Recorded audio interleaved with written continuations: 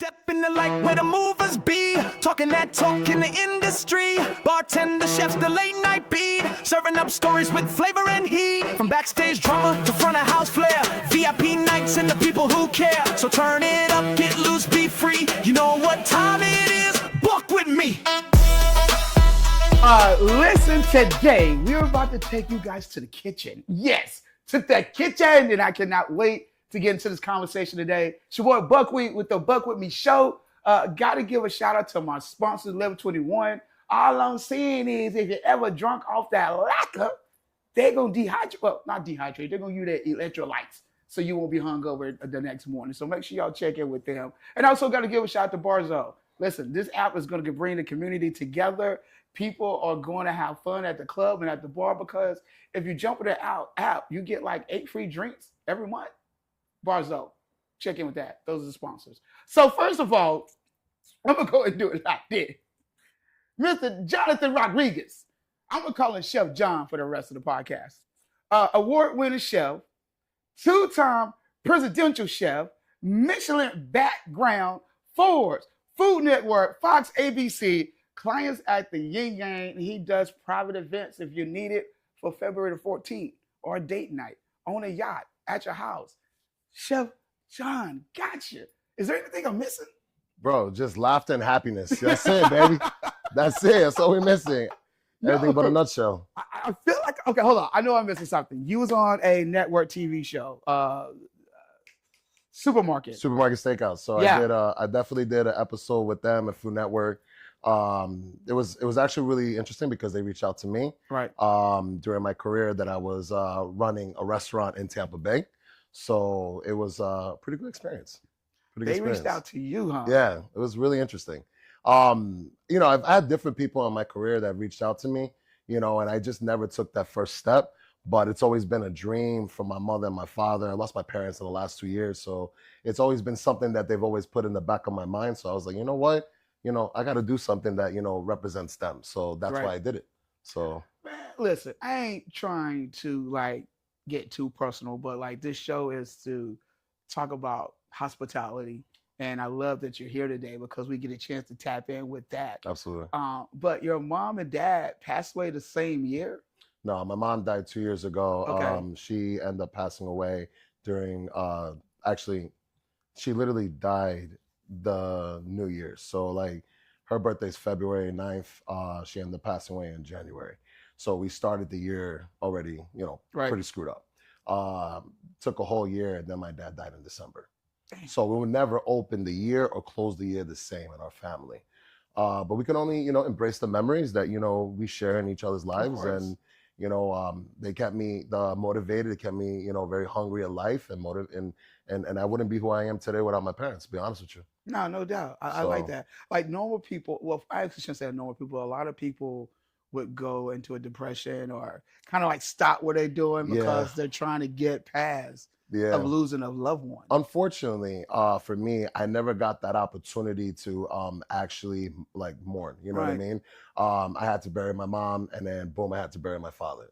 So it was like a back-to-back. It was definitely difficult because you're running a career, you're strutting to get to that caliber in your life, and all of a sudden it was like away on you, and it's like, whoa, what happened? It was crazy because I was cooking for a basketball team in Indiana, which we all know who they are, and I literally got off the phone with my mom, and then 1 o'clock in the morning that same day, my father told me, he's like, I need to talk to you. I'm like, talk to me about what? Is everything okay? Why are you calling me at 1 in the morning? I was like, Pops, you drinking? He was like, no. So actually I am, but it's not for this reason. And he was just in a state of shock.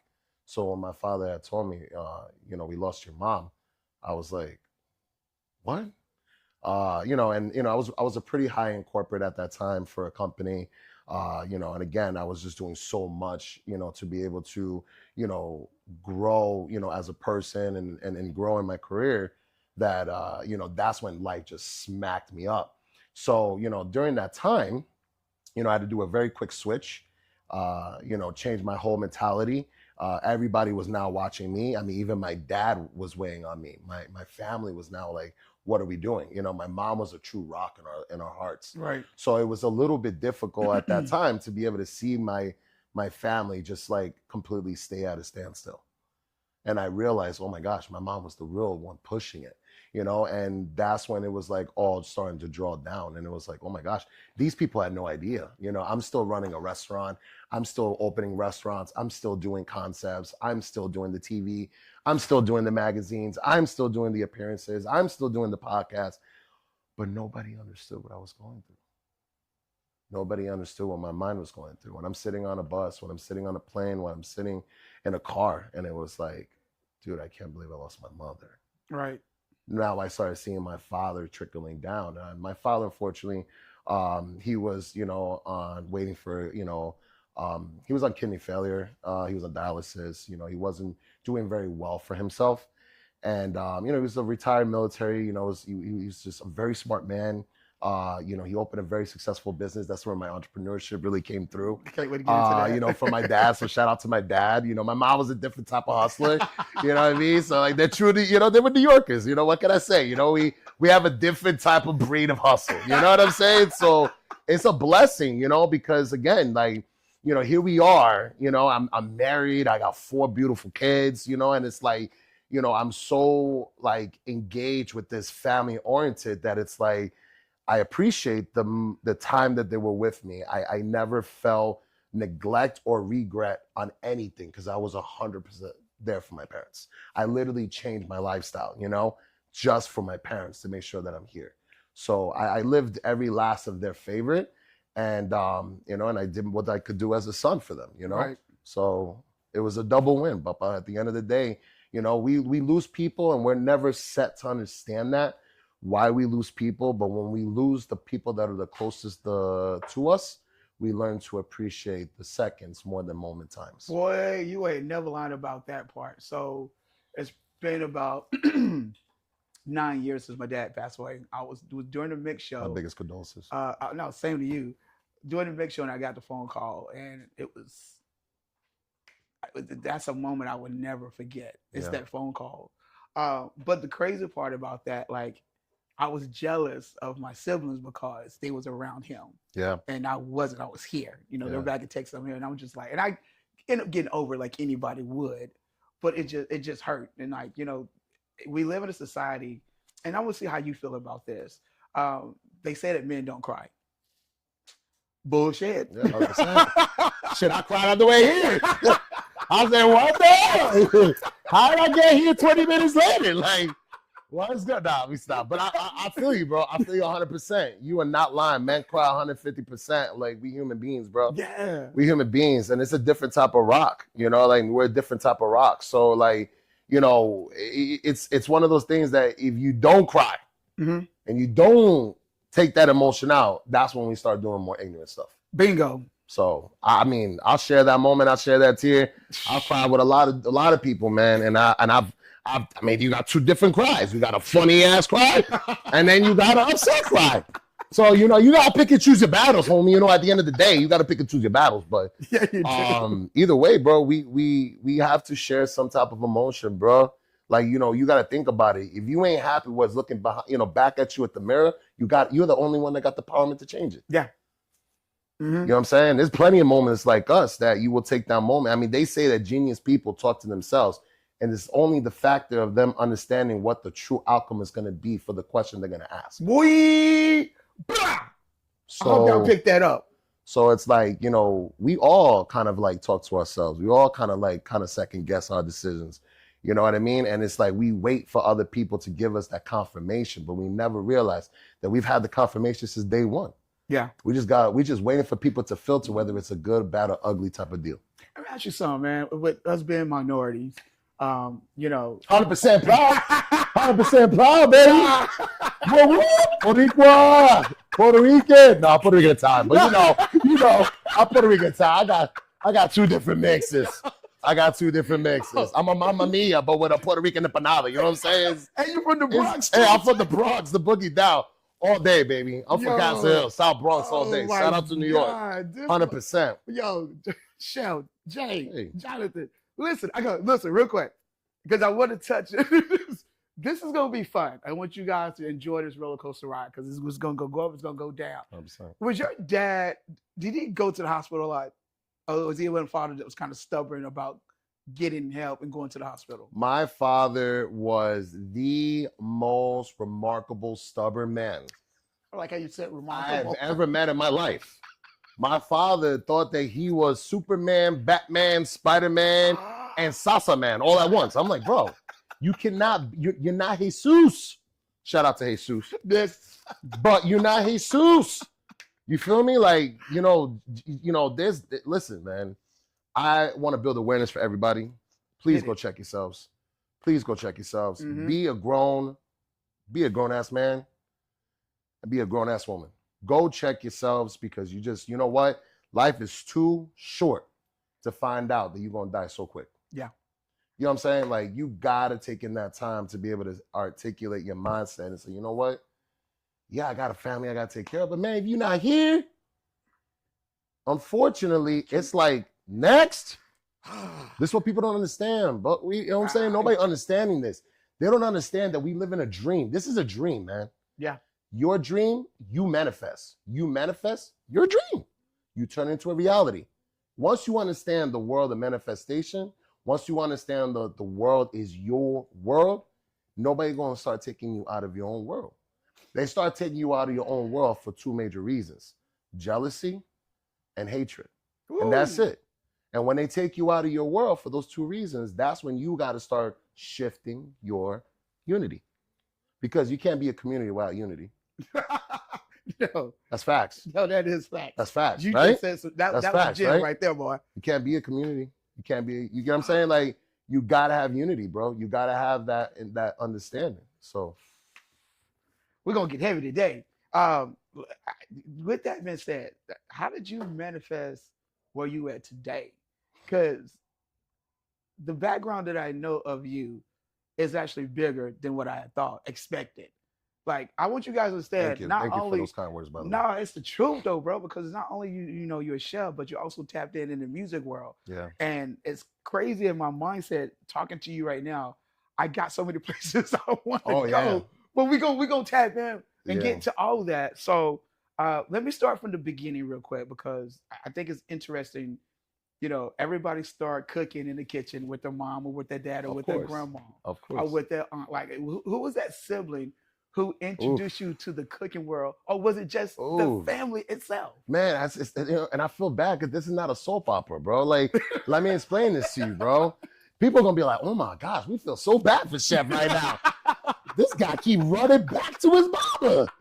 Listen, man, I have a big heart, bro. And when I tell you that, unfortunately, Right. my mama wasn't doing very well. She used to make me these scrambled eggs, bro. Scrambled eggs with ham. Right. Right, it was so delicious. Scrambled eggs, ham, cheese. I mean, she had a thing going for her, right?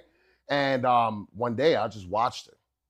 And, my mom ended up getting, sick at that time. She was on blood thinner. And then she found out she was allergic to Coumadin, which is kind of a blood thinner. Okay. So she ended up getting really sick. And I remember this, dude. And I was young, bro. I was only 8 years old. You feel me? Right. So 8 years old, now you're going in and you're watching your mother that's not feeling so well. So you're like, what can I do? So I said, let me make her some breakfast. Okay. So I went in, I cracked those eggs, I seasoned it. Hey, I seasoned with adobo. Shout out to adobo. I seasoned with adobo. Shout out to adobo. Keep it 100% Puerto Rican. Nah, let me stop.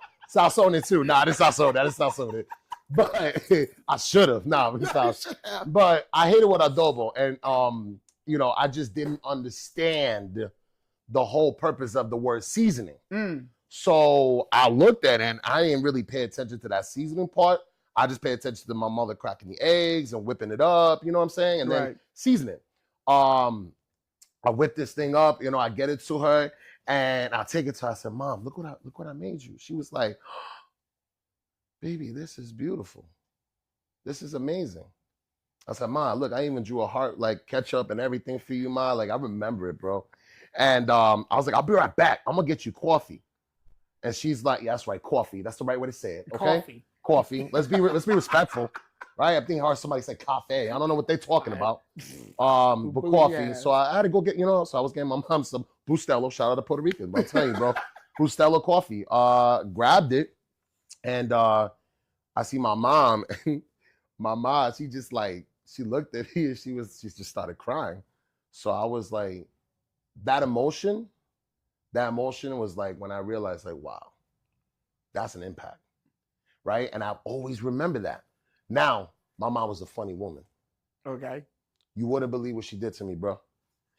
I got on my first magazine. I'll never forget this. I got my first magazine. I was super hyped. And I was like, yo, Ma, you wouldn't believe. And she's like, what happened, Johnathan? I was like, yo, Ma, I ended up on a magazine. She was like, what? I was like, yo, come out. We're doing dinner. It's going to be a blast. So we did it. And then my mom was like, she came up to me and she said, honey, I just wanted to tell you something. She says, it's beautiful seeing all these people in this room loving you the way that they love you. She said, but I just really want to tell you something. I've been wanting to tell you something for all these years, but I didn't know how to tell you. So I'm like, Mom, what's the matter? She's like, I don't want to say it in front of those people. Come here. I said, what? She said, man, I'm so glad this cooking shit worked out because them eggs was fucking salty. I said, Mom, are you serious, Mom? Are you serious? Years later. Ma, I thought you were crying because you were happy. She said, Papi, I cried because it was so salty. I didn't know what else expression to give you. I'm like, Ma, I've been cooking for people for maybe years. She said, honey, I'm so glad this shit worked out for you, John. I'm so glad. And I knew right then, I was like, yo, I can go two ways. I could be the next comedian or I'm gonna be the next chef. And I said, screw it, I'll do them both. I'll hit them both. And that's when I was like, holy shit, this is for real. This is for real. I've gotten to cook I've had the honor to cook for a lot of cool people. Right. And you say two-time presidential, it's not everybody can say they cook, for two presidents. You know what I'm saying? Not everybody can say they've cooked for a lot of the celebrities that are recognized in this world. You know what I'm saying? I'm very blessed in the music world because I fell in love with music early. Right. Music has always been like an exit route for me, for me to like really think through. So that's where I enjoyed the music aspect of it.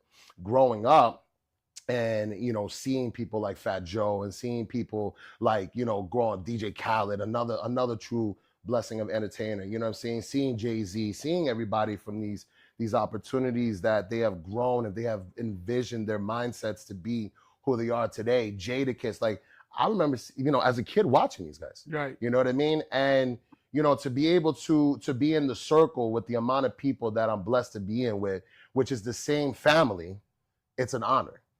It really is an honor. You know what I mean? And, it's, shout out to Rock Nation, shout out to Terror Squad, shout out to We the Best, shout out to the entire family. You know what I'm saying? It's they're such a driven group of people. They're such a, they're masterminds in the business. And it's a blessing to be able to work with those people. You know what I mean? Is able to work with some of the other, artists that are in the world, the NFL players, the NBA players, we're blessed to say that we're tapped in with so many beautiful people. Mm-hmm. And at so many levels of creativity, right, that, it's more than an honor to be in a room and cooking for them and seeing those memories and building those memories, than it is than just, waking up. Some people say, waking up is a blessing. You know what? I truly believe that, but I truly feel that meeting people is a bigger blessing. It's a little bit of both. Yeah. You still got to wake up. Still got to wake up to go meet the people. So you're right. You're right. I completely get where you're coming from, and I understand that too. Right. So what was your first cooking gig? Did you start? Wow. Did you work like the typical start at McDonald's or Chick-fil-A? No, that wasn't. You know what? I did not start at the McDonald's or Chick-fil-A, which amazing chefs that I work with have. Respectfully. Yes. I actually started at Hilton Garden Inn in Newburgh, New York. So I lived in upstate. I lived in Orange County, you know, and I ended up working for a gentleman named Martin who owned the Hilton Garden Inn. And the chef that was there was named Arian Ghani. He was a master chef. And that was my first stage of being mentored in the culinary world. I walked in as a dishwasher. There it And is. that's where it was. There it is. I was a dishwasher. And I remember going in and to work and watching the cooks. And I would see the cooks peel the potatoes. I'll see the cooks tornadoing carrots. I'll see the cooks going in and filleting meat with no issue, butchering stuff down with no issue. And I used to think like, wow, this is like a theatrical moment for me. Like I'm just seeing so many beautiful things going on. And damn, I don't know how to do any of it. Hey, what's up, guys? It's your boy Buck Wit. Make sure you like, follow, and subscribe on all platforms, especially on YouTube. I need you right now, man. So like, follow, subscribe. Click, click. You hear it? Click, click. So I'm like, you know what? Maybe if I learn everybody's job, the chef might give me an opportunity to participate in these jobs. So I would just go in and then like, I would do the dishes really, really quick, right? I would clean them, okay? I would clean them, okay? I was very, very, very, very sterile, you know what I'm saying, with things. I cleaned everything, okay? So you didn't come out and see some food on this plate, like, oh, Johnathan was here today. Nah, it wasn't that, I was very meticulous about the dish pit. And those that worked with me, they know. So that's where it started. Learn how to peel potatoes, learn how to tornado carrots, learn how to butcher, learn how to go in and fillet fish. Then all of a sudden, people stopped showing up to work. Never understood why. People just stopped showing up. Finally, I get to raise my hand. I'm like, chef, I think the sous chef just walked out. I can't make this up. Sous chef walked out. Junior sous chef got fired 3 days before. 2 cooks got into an argument with each other, so they decided to walk out. There was a wedding, and it was a full restaurant. What? So I was like, it was me. I was the dishwasher. There was one cook that he was like, I'm probably going to walk out. I was like, dude, I'll help you. And then the chef. And didn't understand what happened between the chef and them because I'm very big about minding my business. I stay in my lane. But I was like, dude, let me jump in. Let me help you. The chef is like, if you could do this, then let's make it work. Then yeah, just jump in, get a apron and let's go. I was like, okay, cool. So I get on the line, dude. And I'm like, holy shit, this is real. I was like, I don't even know how to cook a steak, but this is real.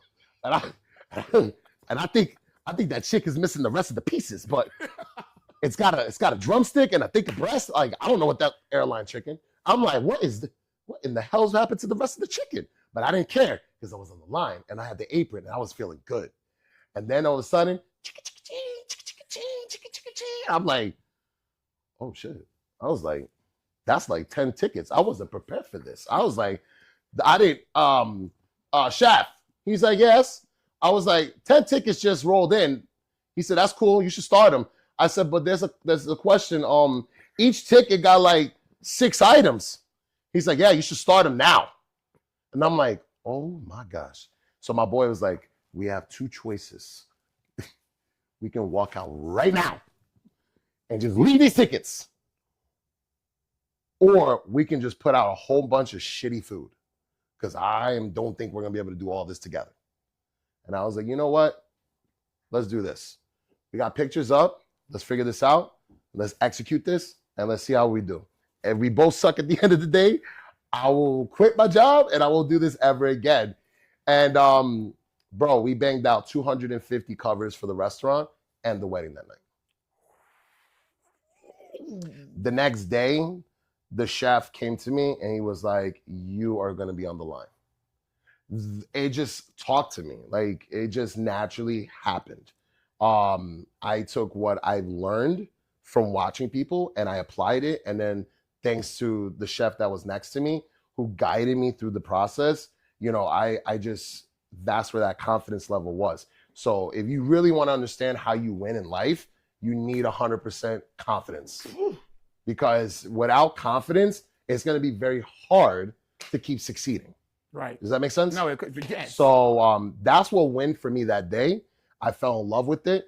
On the real side note, I was 18 years old, just graduated high school, and just got my wife pregnant. So the hunger kicked in. So when you said, how did you know when you sat in manifestation, how did you know you wanted to do this? That night, I sat in the car and does grown man cry? Hell yeah, I cried that night. That night, I remember having tears to that night because that night proved to me that shit, I can do whatever I want. I stuck to it. Wow. I stuck to it. I became the sous chef for that property, right? In less than 3 years. In 3 years, that chef pushed me out. He said, you need to get out of here. This ain't the right fit for you. I said, what does that mean? He said, you need to move on. I said, well, what are you talking about? He's like, I'm not leaving. He's like, I'm the executive chef, bro. He was like, shit, I wasn't giving my job up. He's like, I'll trade you up to sous chef. You're welcome. I was like, oh my gosh. So I was like, I called my mother and I was like, yo, Ma, you moved to Florida? She was like, yes. She's like, I'm in Florida. I'm like, hey, I got an opportunity. I was working for Hilton at the time. So I was like, you know what? I got an opportunity to be a chef at Embassy Suites down in TG Lee and down in the first spot was Embassy Suites in Florida near the airport. Okay. Because TG Lee was no, I think that was the TG Lee. Now, what is TG Lee? Brandon. Okay. Yeah, now TG Lee Brandon is the address. Okay. So the first Embassy Suites was my first property I ever came in and was a chef for. And that was the one by Orlando Airport. Okay. So that was the one that I was like, okay, I'm in Florida. But it wasn't like enough, dude. It wasn't enough. It was like, I felt like I was at a standstill. So I left there and moved on and ended up working for Florida Hospital. And then I was like, oh, I know what I need to do. Because once I got to Florida Hospital, I was like, now they were giving me classes for nutrition. They were giving me classes to be able to learn different opportunities for like the HACCP programs. And now I was starting to learn more and more and more about allergens.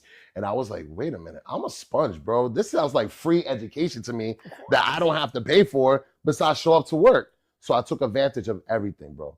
I will be honest with you, anything that I was in front of, I ensured that I took advantage of. I didn't care if it was learning about how to screw on a tire to how to build the whole manufacturer engine. You know what I'm saying? Like, right. I wanted to learn everything. And that's when my mind started kicking in.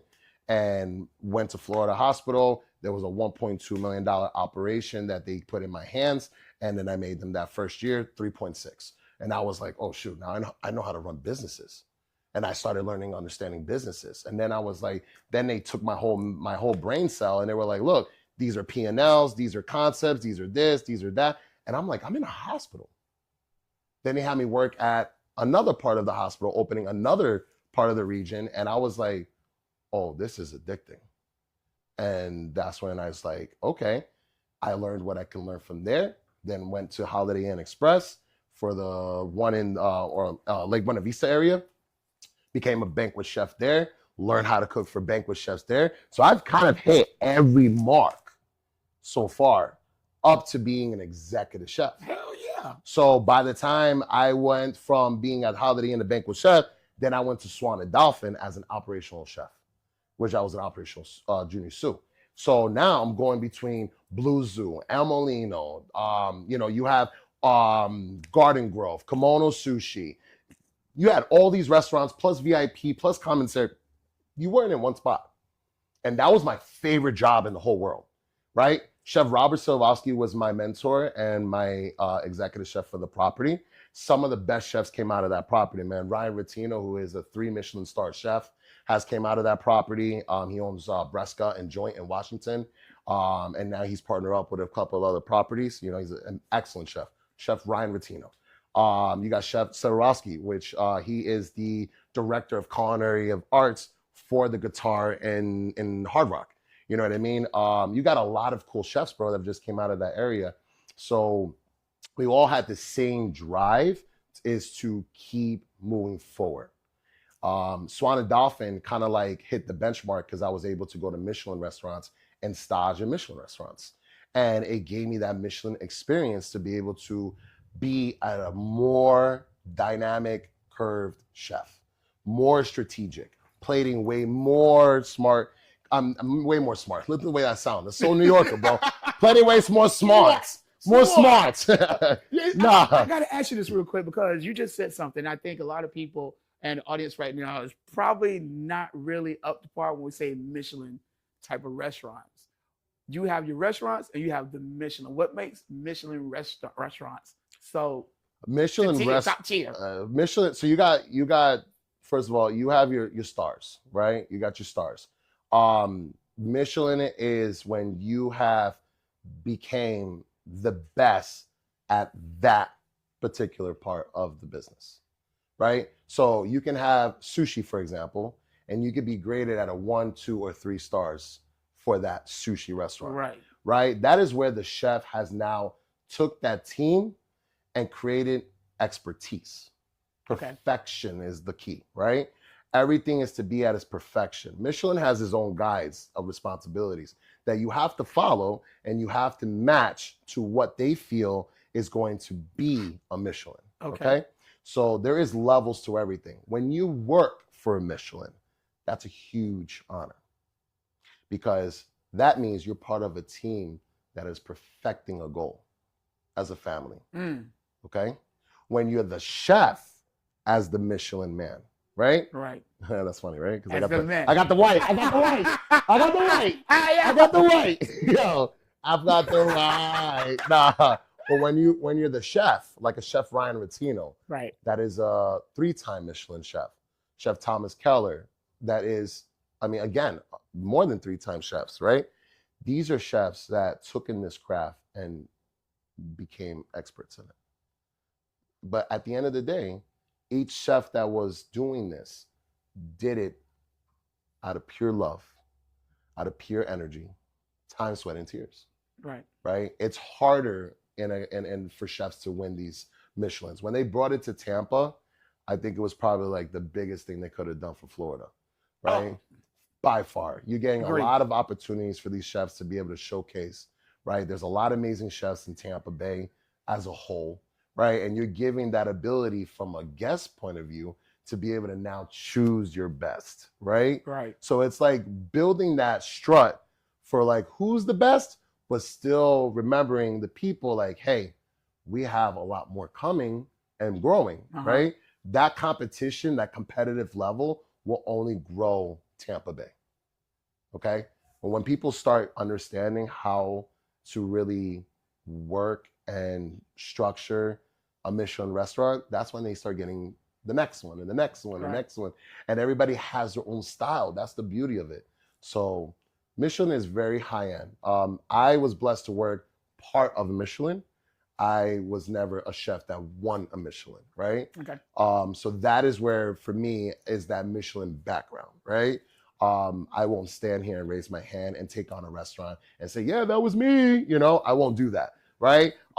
Many opportunities that I could have did that. But again, I didn't want to lie for my image and I didn't want to lie to the people, right? So pure dedication.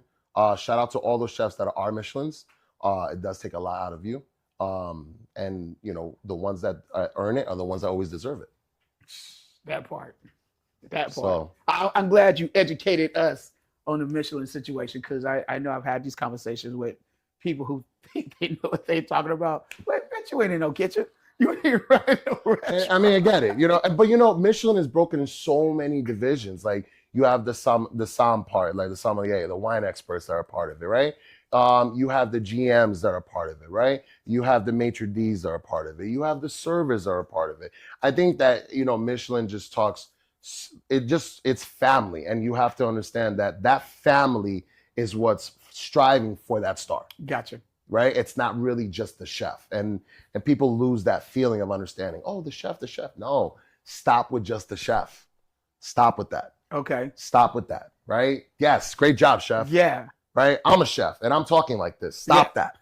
Stop that, right? It's about the family, right? Gotcha. If those people did not show up every single day and show that dedication, that time away from their family, that loyalty, that love, that compassion, there would be no Michelins. Takes a whole team to run a rock, bro. Come on, boy. So Teamwork, facts, leadership. 100%. So you're not an asshole when you're in the kitchen. Right. Yeah, 100%. Yes, I am. Yeah, guilty. Guilty. But the crazy part is, all right. So have you ever watched the FX? I think it's on FX or Hulu. The Bear. Man, why everybody asking me this, man? This is yes. My wife made me watch it. Okay, I'm guilty. Is there So me watching it and hear you talk right now, I hear similarities. 100%. So do you think that show is on point with really going on behind the scenes? He did a very good job. He did a very good job. I think that the people don't understand that for us chefs, we work well under chaos. We only work well under chaos. Don't let any other person tell you different. 90% of the chefs that work in the kitchen are going through some shit. Look at me. Right?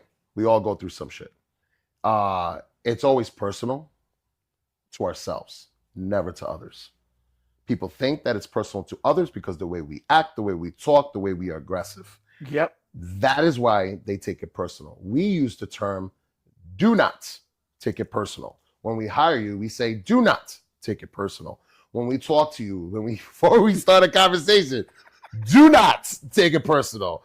But I just want to let you know, F, Y, and Z, A, B, C, right? And that's what happens. And, the world, and you can agree to this, there's a lot more softies in this world than they are for thick skin. I'm a natural gordito, so I'm naturally thick skinned. Okay. Yeah. But and plus where I was raised, bro, like Bronx, there was no room for you to have some type of softness, right? So it was very difficult, But yeah, I mean, realistically.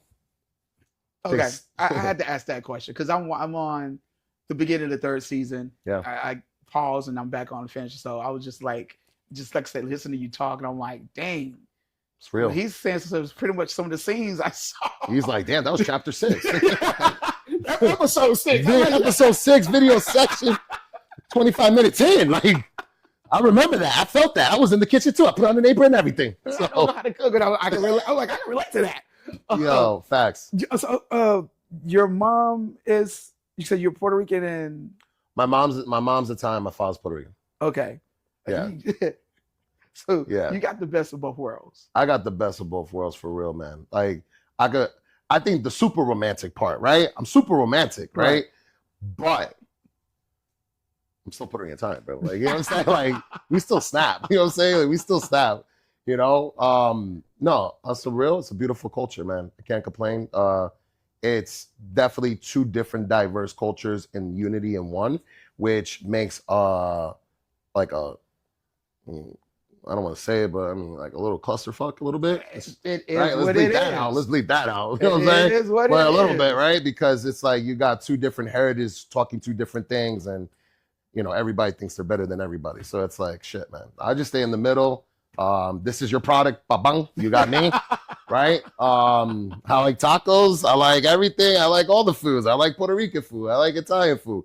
That's why I chose to be a chef, bro. You know what I'm saying? That's why I chose to be a chef. I'm so done with you, Show Jay. You said something about how people are soft now today. Shout out to my camera crew. We have our conversations about today's society. Yeah. Your kids, you said you have 4. Yes, I do. How old are they? Wow. 16 is my oldest. 13 is my second oldest. And then I got twins. They're okay. 12. Blessings. 3 boys, 1 girl. Okay. So my question to you, how do you deal with your kids, discipline them along with social media? And just hearing a little bit about your background and actually knowing some about it, how you try to make sure they go into this world not being soft. We raise our kids very old school. At this day of world, this discipline can mean a lot of things. Okay. I believe in mind strength. Okay. That's what I believe in. That's how I realign my babies, right?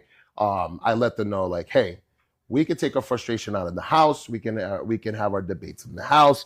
We can argue in this house, and this is our safe zone, right? We're able to do this. The problem is that if you don't understand the solution before you walk out of the house, that's when it becomes unsafe. Because now you make those decisions. And if you make the same decisions outside, now it's becoming a cross turn because you don't know if it's going to be good, bad, or ugly. Right. So you always want to be able to talk to your family. You want to be able to have an open conversation. Social media is a good thing and a bad thing, okay? It's a good thing because it helps people get connected at a very fast pace. And it's also an opportunity for you to grow a business and be universe for other people to enjoy what you are in love with. Absolutely what social media is about. But then we also have our bad attempts that when it becomes more of a threat to not just the community, but the entire ecosystem. So it's like you have to be that person in place for your kids, for them to be able to understand why you tell them things, and then why are you explaining these things to them. Because kids have two-part mindsets, okay? The first part is, well, I'm going to do what I do because I want to see for myself. The second part is, well, even though my parents told me not to do it, and even though I know it's going to be a threat, and even though I saw it for myself, what is the outcome going to be, though? What's the outcome going to be? Like, I'm still going to tease this, right? So it's never the part like, yeah, my mom told me not to do this. I ain't going to do that. Right. Right? So I'll tell you something. I'll tell everybody. I told my son, my oldest son, my 16-year-old boy, right? Angelo. I got some cool names, bro. Angelo, Danilo, Donato, Sophia. Shout her out. There it is. Right? Those are my babies, right? Shout out to my wife, Elizabeth, right? She was the one that pumped those babies out. I don't know how she did it. Hey, but she did it. God bless her. God bless her.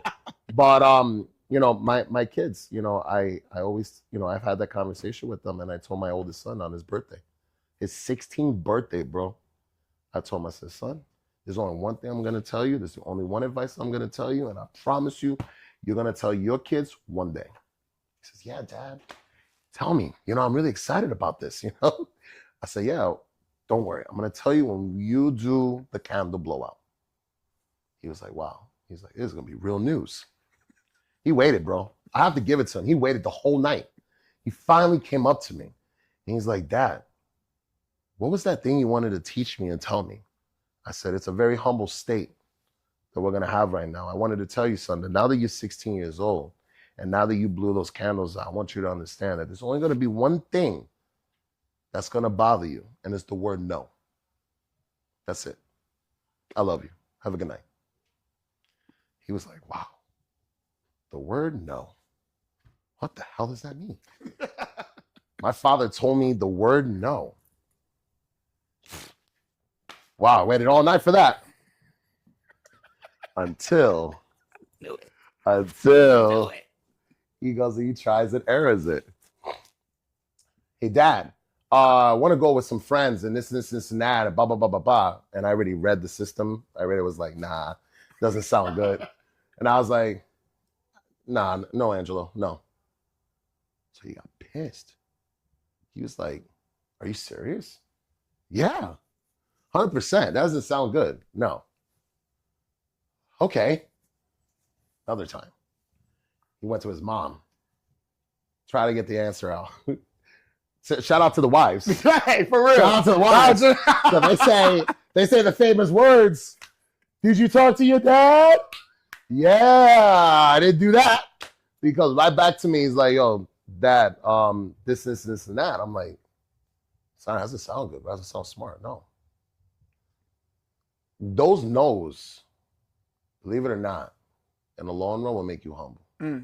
Those no's that I keep doing to you, I'm like pre-existing you to accept failure right off the back. Of course.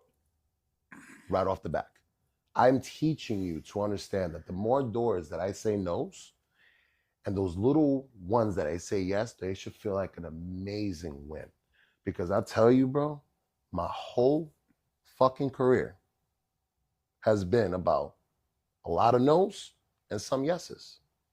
And I cannot bring my kids into this world and knowing that I'm never going to be here again. I have to leave something, bro.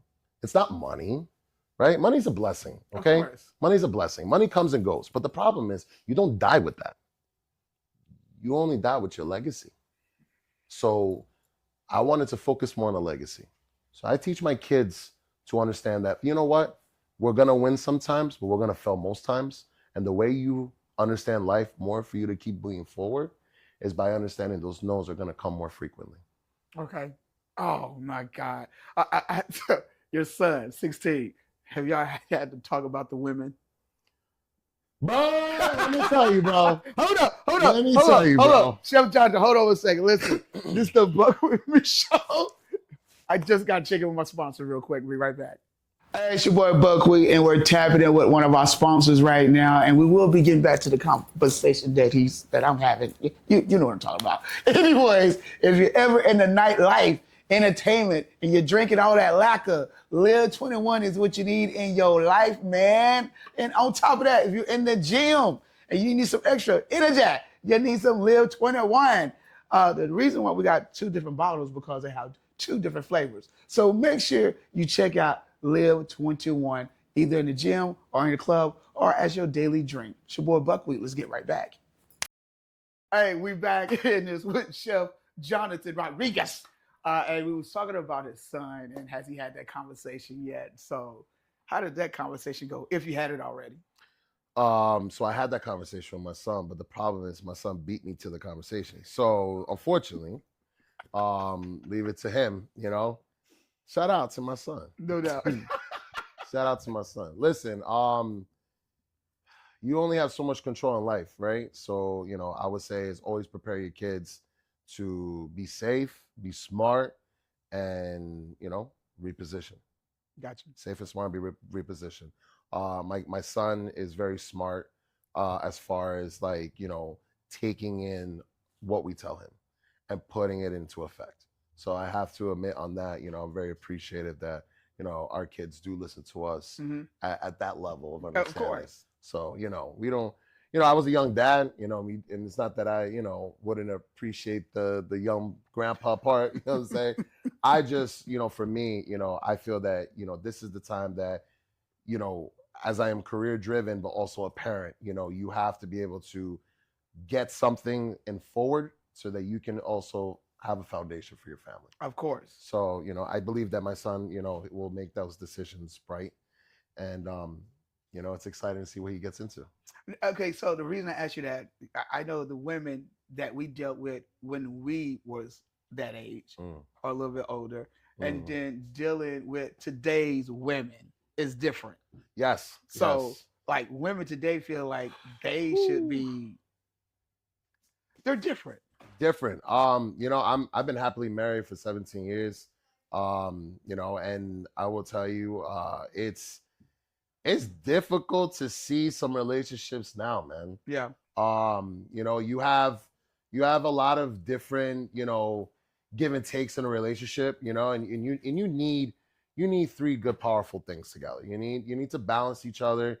You got to have faith within each other, and you also got to have confidence in each other. You got to. You got to have confidence in each other, right? If you guys fail together. If you guys win together. You know, that's what's helped, you know, my relationship. And no relationship is perfect, right? Of course.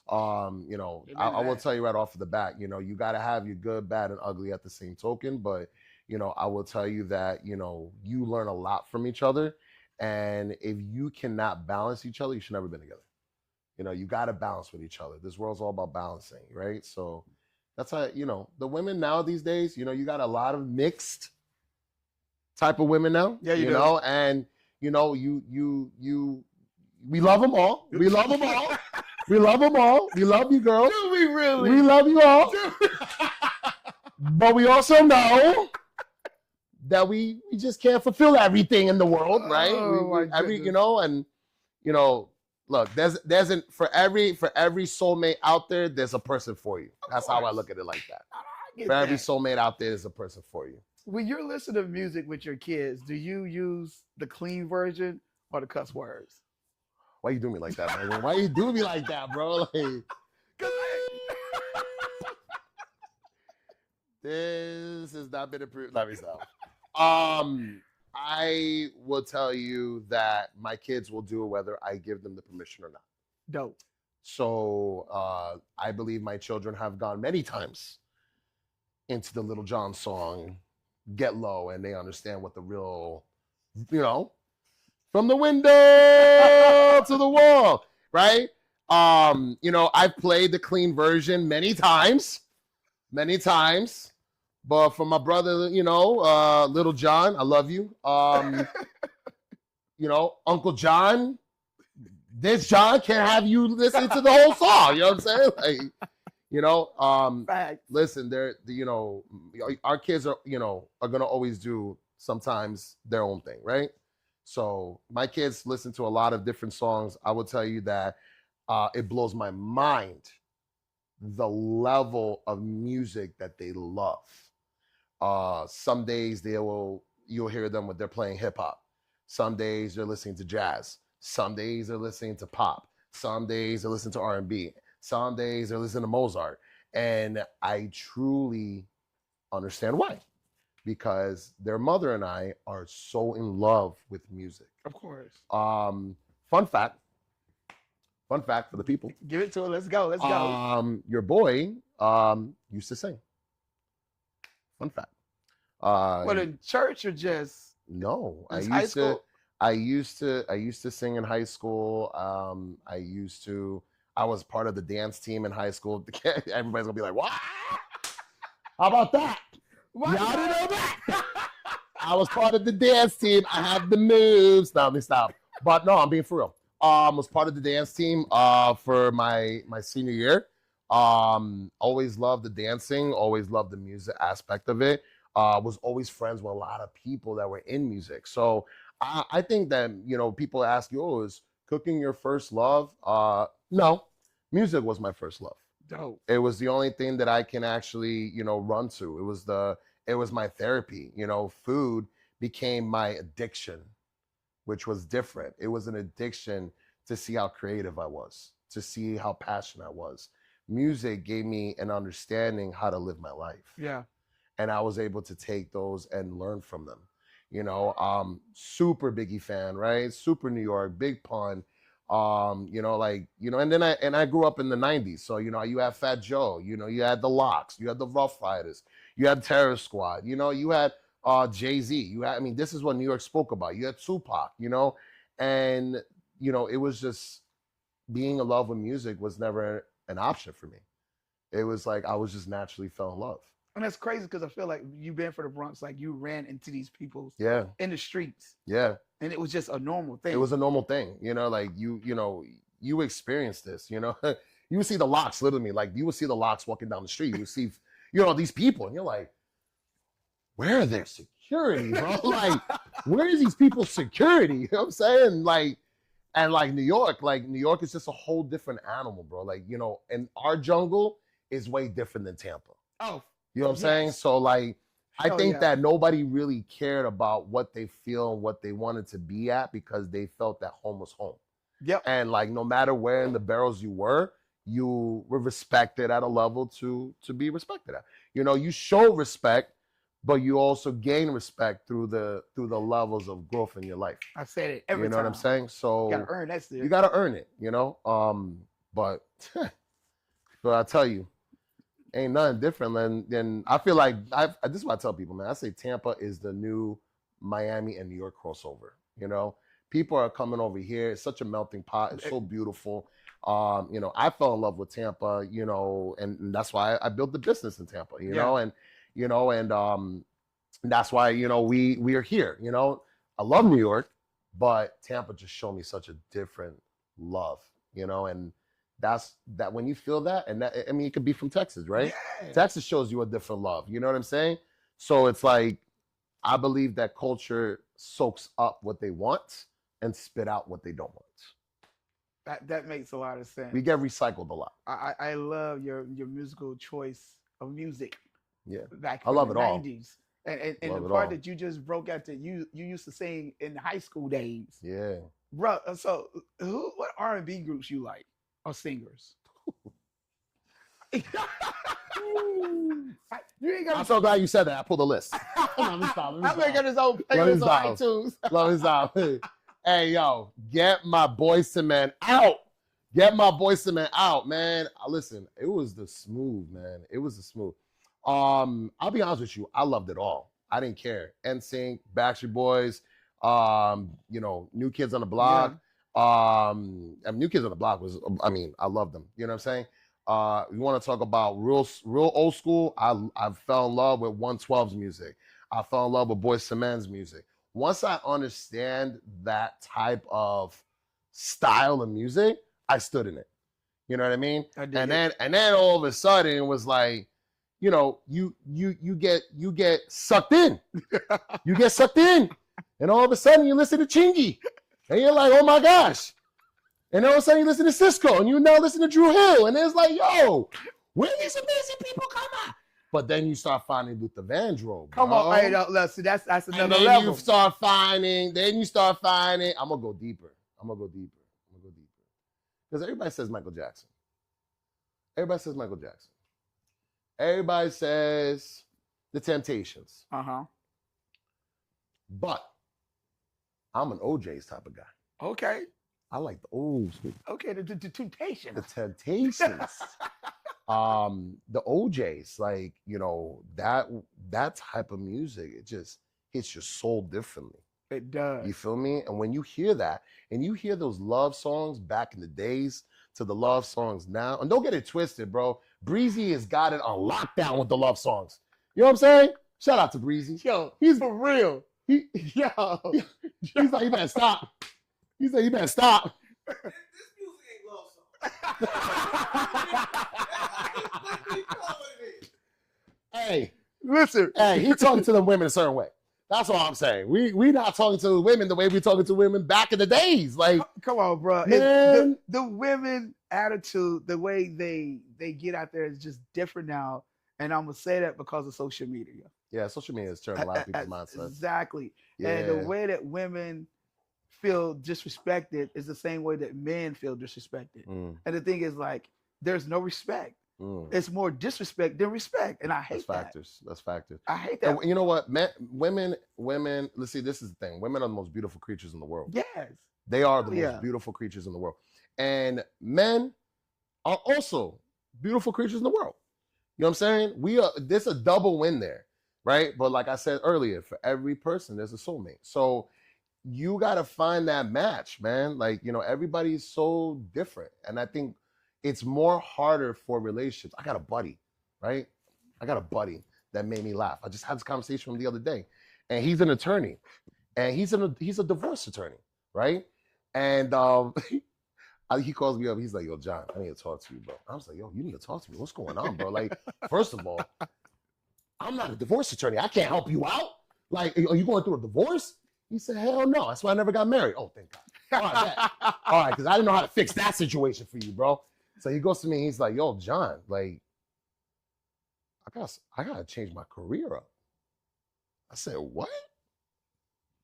He said, "I gotta change my career up. The world has gotten smarter," is what he stated. And I said, "What does that mean?" He said, "Man, there's more than people that are not getting married than there is with people getting married. And because people are so smart now and not getting married, there's no divorces. So the divorce rate is very much lower. Please forgive me, I speak multiple languages. Very much lower than compared to what it used to be." And I said, "Well, that's a beautiful thing." I said, "That means that people are being strategically smart about the decisions that they're making now." He says, "Hell no, I lost some mad money." I said, "Bro, you look at this as a business when this is a life-changing thing." He says, "No, this is crazy." He's like, "I'm gonna start getting into married people, bro. Like, this is crazy, bro. We need to get these marriages up." And I'm like, but think about what he said there. He's like, you know, there's a business for everything, Buck. Yes. There's a business for everything, bro. You know what I'm saying? Like, there's not one thing that I could think of that can be a business of. You know what I'm saying? And that's why I started my business. That's why I started Fomo Chefs. That's why I started the business, because I wanted to put a platform that puts everybody in one community and make it unity. All right, so what is your business? So I opened Fomo Chefs, which means fear of missing out. Okay. sat in a room, crazy idea, sat in a room with my family, and with shout out to Roberto, he's a big brother, big mentor with me. He owns Tampa Business Club, pretty big networker, for sure.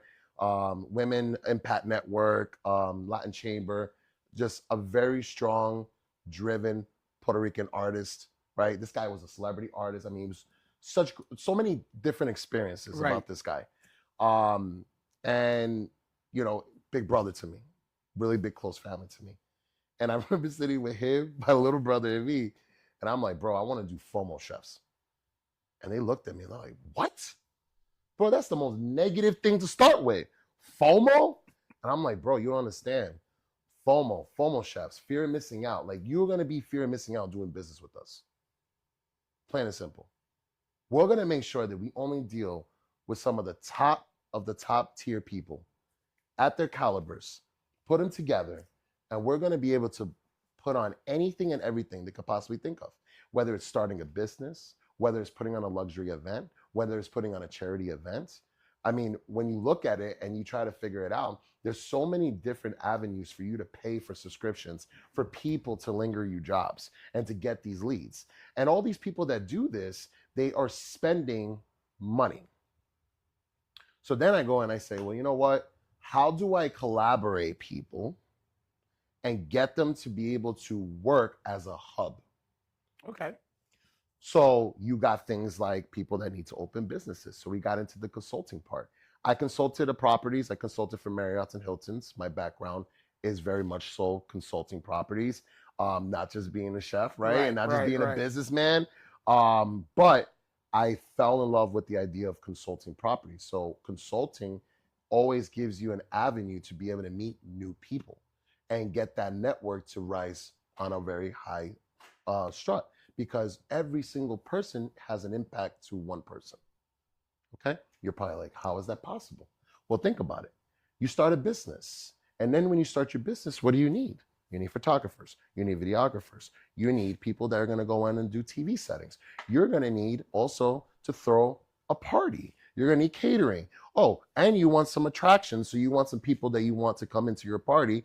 So you want celebrities to now come into your event, or you want influencers to come to your event. Well, guess what? We had that too. So I realized that I can legitimately put from start to finish a whole business plan, execute it out, and then here you go. So who am I helping? Everyone. Everybody benefits. Everybody's benefiting. And then you become an agency. Ooh. So you're no longer a business truck. You're an agency.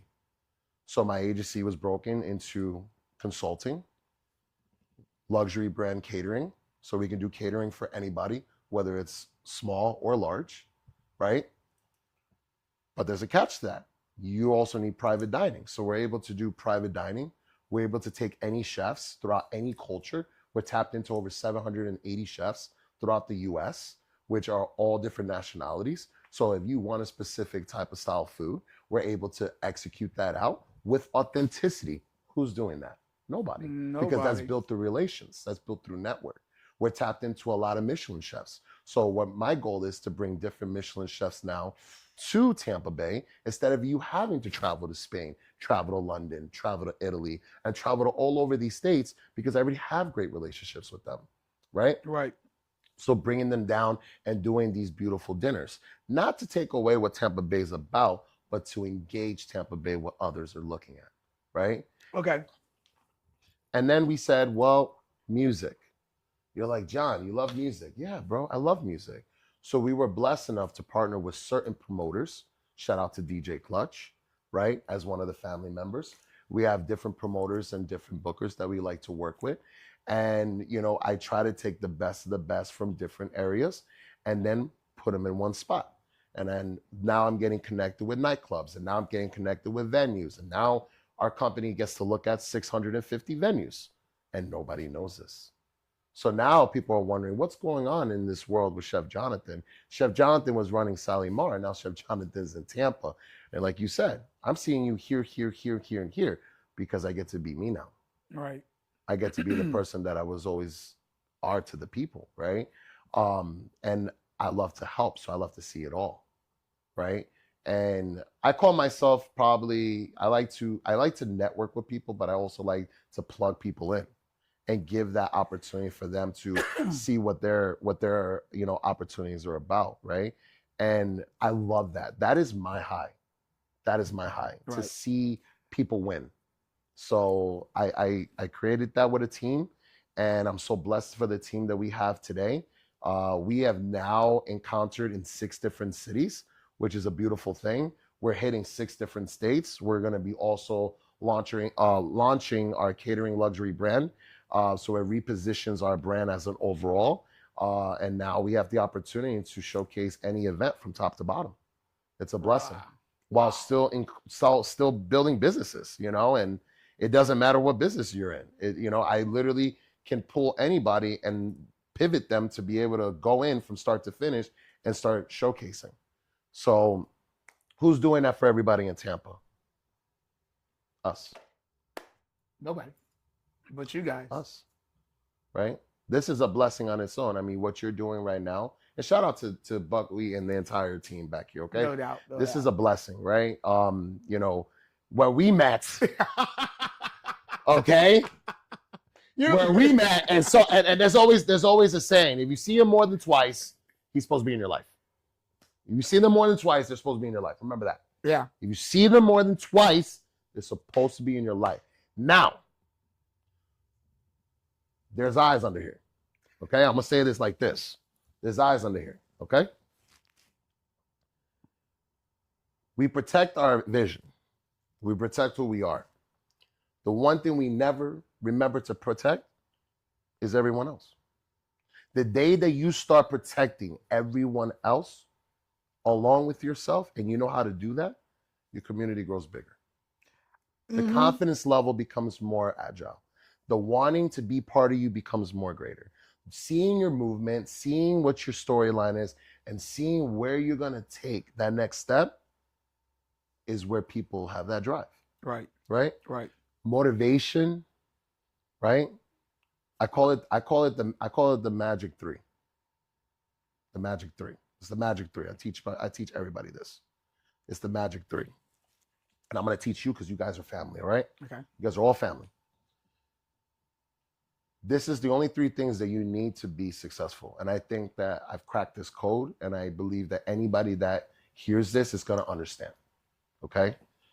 So there's 3 things. You ready? Go, dog. I'm waiting. I took the glasses off. Yeah, you did. I took the glasses off.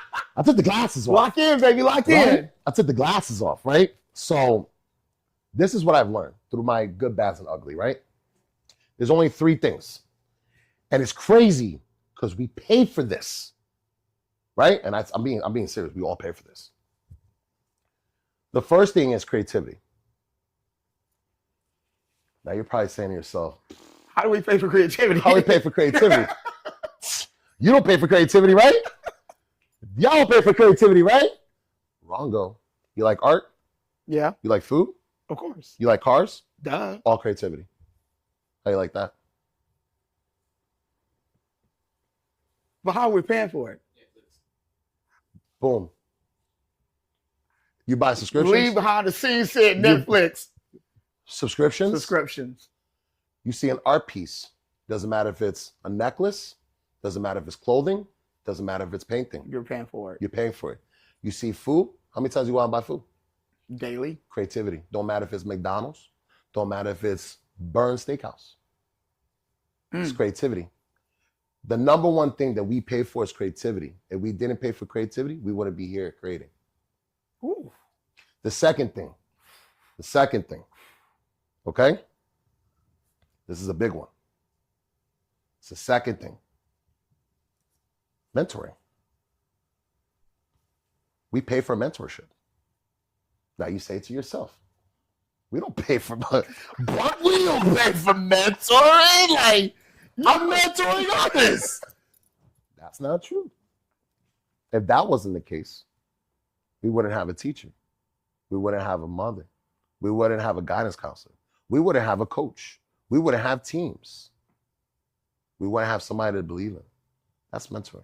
Yo, we eating right now. There's one last thing. Oh, let's go. There's one last thing. Let's eat. I cracked this code. Y'all welcome. Y'all welcome. I cracked this code. And I realized that this one right here is the one that the world pays millions and millions and millions of dollars. Is direction.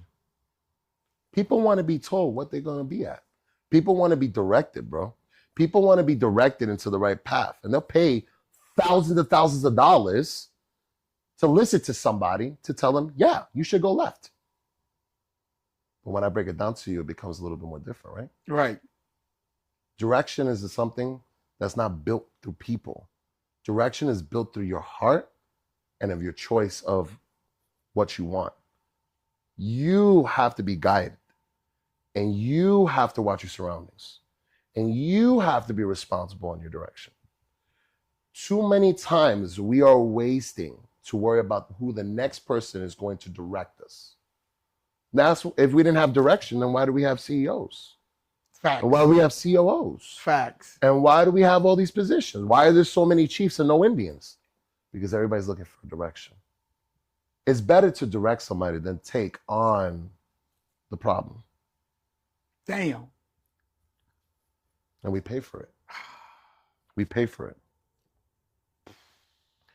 Those three things will make you successful.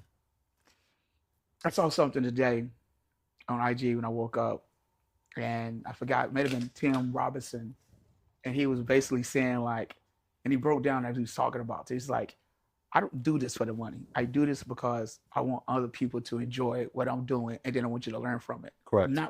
Not learn what I'm doing, but what I've been through. Yeah. Know my stories, because we all can learn from each other. 100%. And when he said that just right now, that was him giving direction. Correct.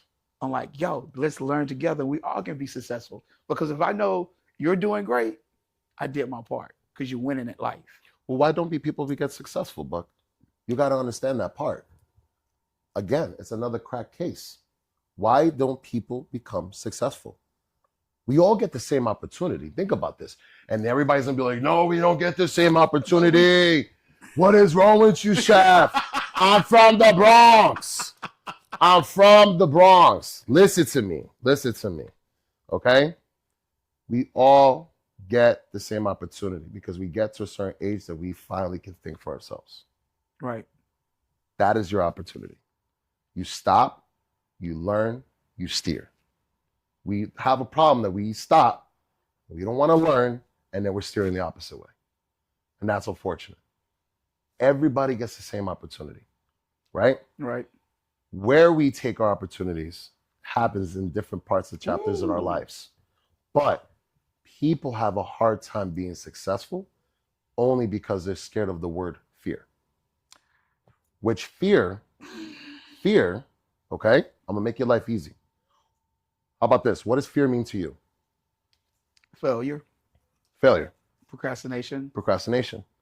I'm about to blow your mind one more time. Fear means false evidence appealing real. You actually believe that something's gonna happen before it happens. Yeah. It's called a roller coaster effect, my brother. You get on before you get on a roller coaster, you put on that and you're like, oh, I'm scared. Something's gonna happen to me. Something's gonna happen to me.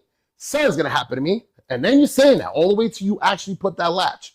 And then all of a sudden, you go through that roller coaster. That's called experience. Yep. And then boom, you get landed. And then it doesn't feel scary no more. So what happens? You run back and you get back on the roller coaster and you keep going 3, 4, 5, 6, 7, 8, 9 times because you now no longer have fear. 90% of entrepreneurs fail because they're fearing that they're gonna fail. When I started my business, I said, this is who I am. This is what I know. This is the connections. This is the network. Let's see who's fake and real now. Because then I can now start repositioning what legacy I wanted. Right. And when I understood that, hey, shit, I'm not trying to be a pity patty. Yeah, lost my mom and my dad in less than 2 years, right? I challenge anybody to do that. and still have to rubber band a multi-million-dollar corporation, and still got to rubber band your family, and still got to rubber band the understanding that you're now an orphan in this world, too young in the age. In your understanding, fear is only built with the conversation. It's never built with the analogy of you actually winning or losing. So we build this understanding to people, but yet we don't set the principle for them to understand that that's all false advertising to yourself. Anybody can do anything. If you didn't believe that, you wouldn't have a show. If they in the back didn't believe that, they wouldn't be here producing it with you. Correct.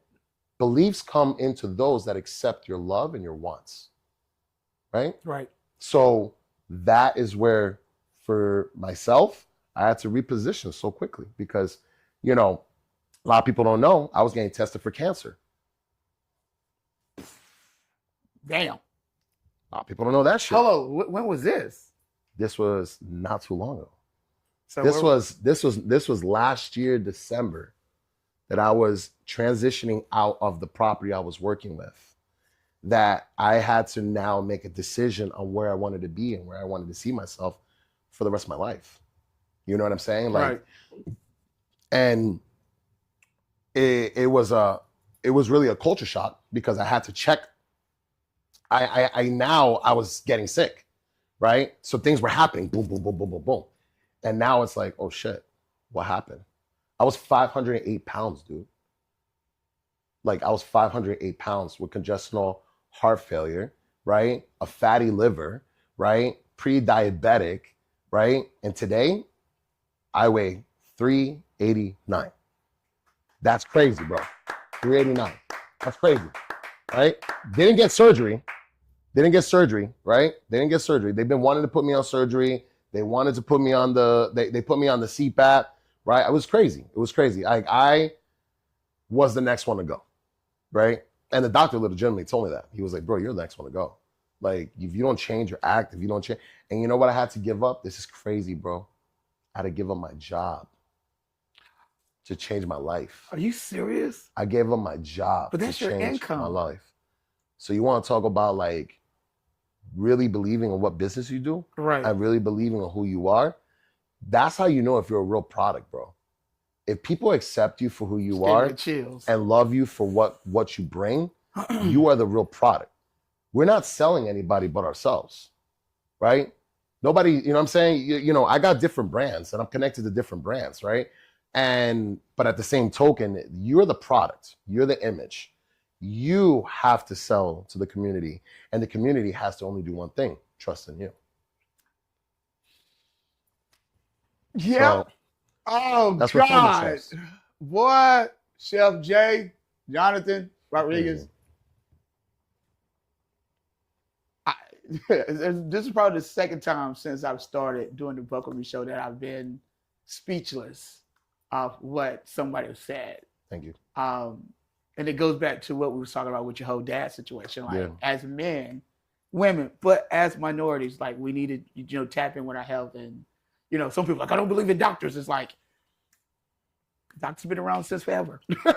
Facts. Do your research. Facts. Background of a doctor, but like, if you're not doing well, you're going to end up in a hospital. And only you can make the changes for yourself to get better. I have no cancer. Shout out. No, right? no, back No to that. cancer. Right? I had all the issues, but no cancer. And I will tell you this built more awareness for me than anything, bro. Medicine is real. But for me, food is medicine. Mm-hmm. So I learned how to mimic that understanding Right. continuously, right? And using using the old school techniques, right? Because so many different cultures do so many cool things, right? Yes. And you have to see why these are occurred for their medicines, right? Jamaica does something different. Puerto Rico does something different. And there's always islands that have the most creative things, right? Shout out to the islands, bro. Yo, for real. Yo, because I like, and listen, I'm Puerto Rican Italian, right? And we just opened a restaurant in Puerto Rico, right? Called Sangrias, right? at the Myanmar Hotel, you know, in Lares, right? Beautiful, it's gorgeous. So, but in the islands, you know, you tell them I got a cough. Oh, don't you worry. Let me boil some tea. Let me boil this. Let me go with this. Blah, blah, blah, blah, blah. You know, they're pulling things from trees. They're throwing everything in the pot, and they're like, all right, just breathe over it. You're like this? Yeah, just breathe over it. Just breathe it all. Let it all come out. And I'm like, am I doing this right? It's all coming down. It's coming down. But you don't care. You don't care. It's all coming down. And you're breathing. And you're like, is this going to work? Not realizing the shit is working. Because you're talking, you're breathing. And you're like, oh my gosh. Bro, Jamaican remedy, bro. It's the best thing. Yeah. I can say I'm 10% Jamaican. Because you know what? Respectfully, I can make a lot of their thing. I love all their shit. I love all their food. But I've learned so many medicine techniques that Jamaica does. Haitian does something different, right? Dominicans do something different. And it's like, I'm not taking away the United States and I'm not taking away from Europe, but man, like if there's one thing I can say is like, food is medicine, guys. Like if you don't understand that, then you are 35 steps behind, right? If you look at the way that the ingredients are made, if you look at the way, you know, and again, I worked for the hospital, bro. And I worked for the president. I've seen two different worlds, right? Right? That's totally two different worlds.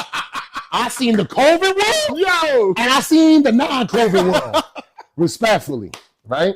So I've acknowledged the understanding, like, bro, if I can do this to myself, then I could be a walking, like, you're a walking testament. No, you are. You feel me?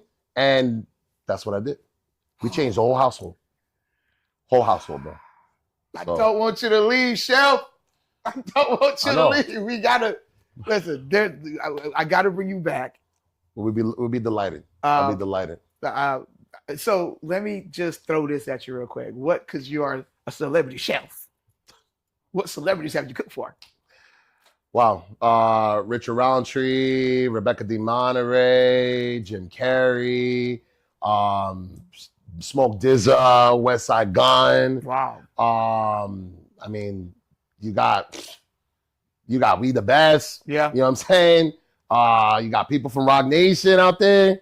Bigger than Rock Nation, can we say that you have something going on with them in the future? I would tell you that they're a blessing to be around. Okay. They're a blessing to be around, and we will always have a future together. I love so many people. Shout out to Lenny S. Those people make you feel like family. They make you, it's not just friendship in that part of that group. So we will always forever have something together. You know, no matter who is in that team, who is coming out of that team.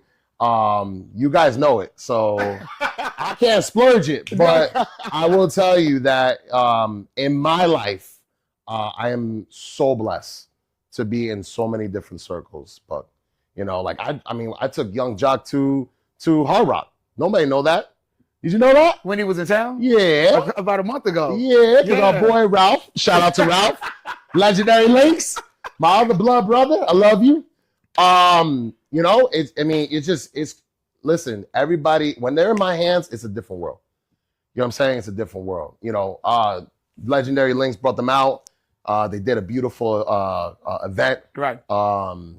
And I think we spot with each other, if I'm not mistaken. Yeah. For sure. I wasn't there. I was out of town, you know, family stuff. But I heard that Jock had a great time. He had a great time. And then it was crazy because, like, you know, everybody's like again, you wouldn't believe, like, Chef Johnathan, like, he should be home cooking some chicken or something. Like, hell no. He was driving him right to the hotel, right to Hard Rock, you know what I'm saying? And showing that Hard Rock love, you know what I mean?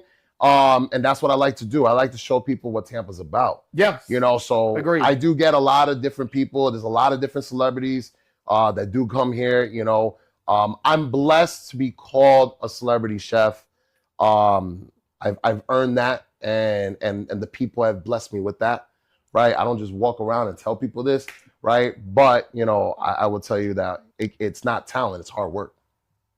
It's hard work. Amen. It's hard work. Amen. There's plenty of talented people, but oh, there are, bro. It's so funny. This is hard work. A lot of hard work. I had people talking about, oh, you're the mayor of Tampa. Like, no, I'm just here to make sure people have a good time. When you come to Tampa, I want you to leave this motherfucker talking about, like, dope, that was dope. I had a great time. If you drop my name, cool. If you don't, I still want you to leave. You had a good time in Tampa. Bro, you're the only person I know that can go to like a young jock spot and then run to the country bar after. You know what I'm saying? Like, respectfully, guys. Respectfully. Like, you know what I mean? Like, you were, yeah, like, I was confused. I was like, is my boy line dancing right now? Like, he was, I mean, line dancing. Buck Wit, shout out to him. He does line dancing. Yeah, hey, If you haven't seen his next segment, that's coming up.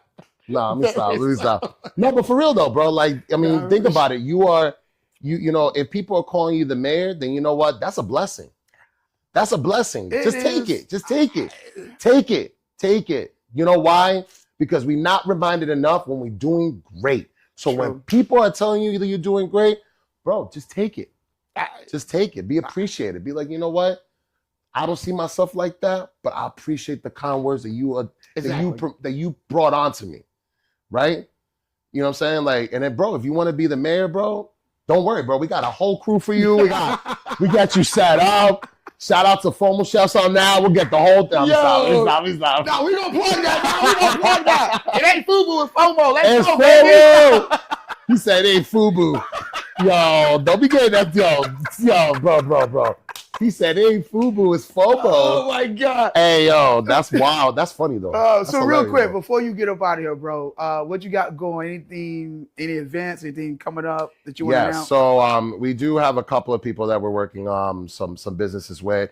We are working with High House, which is in Hyde Park Village. Okay. So we're working with them. We're gonna be doing some wine dinners and also some cooking classes as well. We're also working amongst the areas between nightclubs and some locations. We are going to be bringing on some cool artists in the city. So, you know, we have some really cool opportunities to bring in different artists from different regions. And also we want to be working on also the ability to get people to come out of their house, right? So we're also working on some festivals and we're just putting those little things together. And, you know, we just want to build memories, man. Yeah. That's it. So fun things are that we have a lot going for us in Tampa. Thank you so much, Tampa, for all the love, by the way. We've been part of the creative loafing events. Mm-hmm. So we do have one that's coming up at the James Museum as well. We've done a couple of events for them. So, you know, you got that one coming up at the James Museum. I think it's the whiskey one. Yeah, I've heard about that. Yeah, it's gonna be fun. Okay, it's gonna be fun. Yes, we always bring our heat. You know, with the food. We try to make a good impression, and you know, and the crowd loves it, bro. We appreciate them. Oh man, like I said, I hate to wrap this up, and it's not about hate. I love the conversation we just had. Thank you for getting up close and personal too. Of course, with your life. But before we get up out of here, being you work in hospitality, what would be that goal? If you got somebody coming from out of town, coming to Tampa for the weekend, what would be that? I'm gonna have to put the shades on. I'm gonna put the shades on. Hey, I'm gonna put the shades on. If I say something, I'll be like, I didn't look at you in the eye when I said that. I don't know what you're talking about. I'll be like, I don't know what you said. Nah, I close my eyes. What would be that restaurant? You'd be like, hey, swing by this restaurant. Why you doing me like that? Why you doing me like that? He said, what restaurant? If they're in town, they came in Thursday night, they want to do dinner on a Friday or Saturday night. What's the one restaurant on the Friday night and what's the restaurant on the Saturday night? So I'm giving you two options. That's messed up, bro. That's messed up. You know I'm gonna get mad emails and text I messages. know you are. They're gonna be like, yo, John, what's a good answer for this one? Like, everybody's waiting. Like, how come you didn't have an audience? Now there's a whole audience looking at me, bro. He's like, yo, there's a whole audience now. You got people coming out of the bathroom now looking at this. I will tell you, for me, Sunda is one of my favorite restaurants. Sunda does it well, bro. Sunda is Asian infused with Filipino style food. Okay. They're located in Midtown. So, okay. You know, Sunda, Sunda. That is a must have to go to. They do a great job. The chef is just, I mean, they kill it, the whole team. So Sunda's one of them for sure. Okay. That one is more for a Saturday. because it's very like loud. It's very energetic. Okay. You feel the vibe. They got the doors open. It's Sunday's that spot. Friday is gonna be. Please forgive me, guys. I love you all. Please forgive me. He loves you guys. All I love you all. All at the end. He said what I'm gonna go to on a Friday. Remember that. What I'm going to on Friday. Friday would be Roca. Say that again. Roca. Where's that at? ROCCA. Roca. Tampa. It's an Italian restaurant. Okay. I think it's Michelin now. It's a Michelin restaurant, Italian. They do the pulled mozzarella. Okay. Yeah, Roca. Okay. And remember, I speak many languages, so I'm probably saying it the way that people mostly don't say it, right? I'm I'm a country boy. I'm gonna fuck it up. He's like, Roca. Exactly. He's like, I think that's what it is. He was like, somebody get my cowboy hat, because I know that's the word to say. For real. No, they're an Italian style restaurant. They do a very good job. They do the pulled mozzarella. You know, it's really nice how they do the experience, and you know, it's just I love Italian food, man. Love it. I love Italian food. So those would be my two go-to places for sure. All right. Listen, I had some more questions. We're gonna tap in again. It's been great. It's been a pleasure. Like there was never anything that you said that somebody just went from you. I love it. So I appreciate you. Listen, if you ever need a chef. Let's go.